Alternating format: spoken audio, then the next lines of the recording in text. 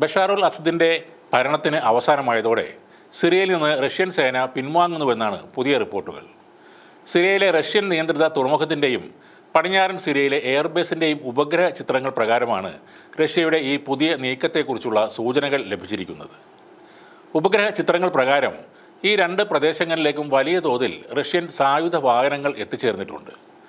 കൂടാതെ രണ്ട് കേന്ദ്രങ്ങളിലും റഷ്യയുടെ മിലിറ്ററി വാഹനങ്ങളെ വഹിക്കാൻ കഴിയുന്ന കൂറ്റൻ ട്രാൻസ്പോർട്ട് വിമാനങ്ങൾ വരികയും പോവുകയും ചെയ്തിട്ടുണ്ട്.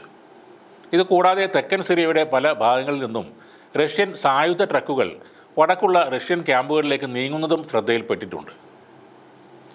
യുദ്ധങ്ങളെക്കുറിച്ച് പഠനം നടത്തുന്ന അമേരിക്കയിലെ institute for the study of വാറിൻ്റെ നിഗമനപ്രകാരം റഷ്യ സിറിയയിൽ നിന്നും തങ്ങളുടെ സേനയെ പരിപൂർണമായി പിൻവലിക്കുന്നതിനോ സൈനിക ശക്തി കുറയ്ക്കുന്നതിനോ തീരുമാനിച്ചിരിക്കുകയാണ് എന്നാണ് പറയുന്നത്.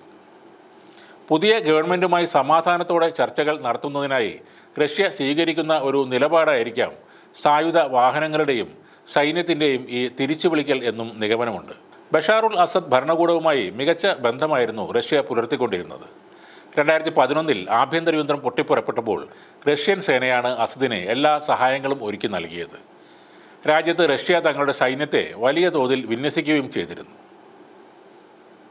1970 താർത്തൗസിൽ സോവിയറ്റ് യൂണിയൻ സ്ഥാപിച്ച തുറമുഖം 2012 തങ്ങളുടെ ആവശ്യാനുസരണം റഷ്യ പുതുക്കി പണിതിരുന്നു.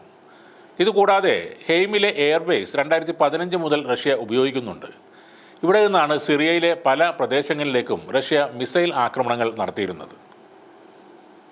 സിറിയയിലെ നിലവിലെ 2 സൈനിക കേന്ദ്രങ്ങളും റഷ്യക്ക് വളരെ തന്ത്രപ്രധാനമായ പ്രവിശ്യകളാണ്. മിഡിൽ ഈസ്റ്റ്, വടക്കൻ ആഫ്രിക്ക, മെഡിറ്ററേനിയൻ കടൽ എന്നിവിടങ്ങളിലേക്ക് ശ്രദ്ധ കേന്ദ്രീകരിക്കാൻ റഷ്യക്ക് ഈ 2 മേഖലകളിൽ നിന്നും സാധിക്കും. എന്നാൽ അസദ് ഭരണകൂടത്തിൻ്റെ തകർച്ചയോടെ റഷ്യയുടെ സിറിയയിലെ നിലനിൽപ്പിൽ ചില പ്രശ്നങ്ങളും ഉണ്ടായിട്ടുണ്ട്. ഇപ്പോഴത്തെ പുതിയ ഭരണകൂടവുമായി ഈ വിഷയത്തിൽ ഒരു ചർച്ച നടത്താൻ ഒരുങ്ങുകയാണ് റഷ്യ. സൈനിക വിഷയത്തിൽ ഇതുവരെ നടപടി ആയിട്ടില്ലെന്നും സിറിയൻ അധികൃതരുമായി ചർച്ച പുരോഗമിച്ചുകൊണ്ടിരിക്കുകയാണെന്നും ക്രെംലിനിൽ നിന്നുള്ള പ്രസ് സെക്രട്ടറി ദിമിത്രി പെസ്കോവ് പറഞ്ഞു. പ്ലാനറ്റ് ലാബ്സിൻ്റെ ഉപഗ്രഹ ചിത്രങ്ങൾ ഉപയോഗിച്ച് BBC നടത്തിയ ഒരു അന്വേഷണത്തിലാണ് സിറിയയിലെ റഷ്യൻ നീക്കത്തെക്കുറിച്ചുള്ള സൂചനകൾ ലഭിച്ചിരിക്കുന്നത്.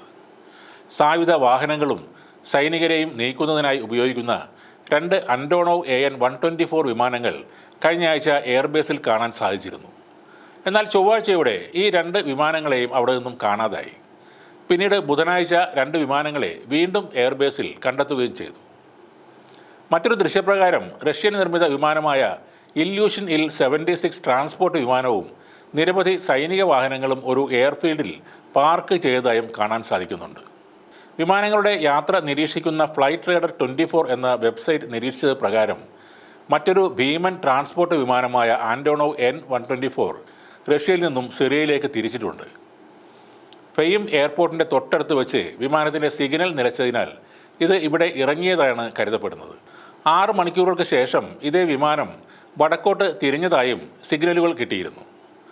അസദ് ഭരണകൂടത്തിൻ്റെ പൊടുന്നനെയുള്ള തകർച്ച റഷ്യ പ്രതീക്ഷിച്ചില്ലെന്നും തങ്ങളുടെ സേനയെ മുഴുവനായി പിന്തിരിപ്പിക്കാൻ റഷ്യ തീരുമാനിച്ചിട്ടില്ലെന്നും പറയുന്നുണ്ട്.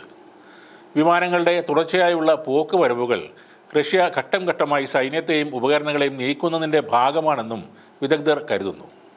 താർത്തസിലെ തുറമുഖത്ത് നിന്നും റഷ്യൻ യുദ്ധക്കപ്പലുകൾ പോയതായും റിപ്പോർട്ടുകളുണ്ട്. ഈ കപ്പലുകൾ നിലവിൽ അന്താരാഷ്ട്ര കപ്പൽ പാതയിലാണ് ഉള്ളത്. തുറമുഖത്ത് ഇതിനോടകം 100 കണക്കിന് റഷ്യൻ സൈനിക വാഹനങ്ങളാണ് എത്തിയിരിക്കുന്നത്.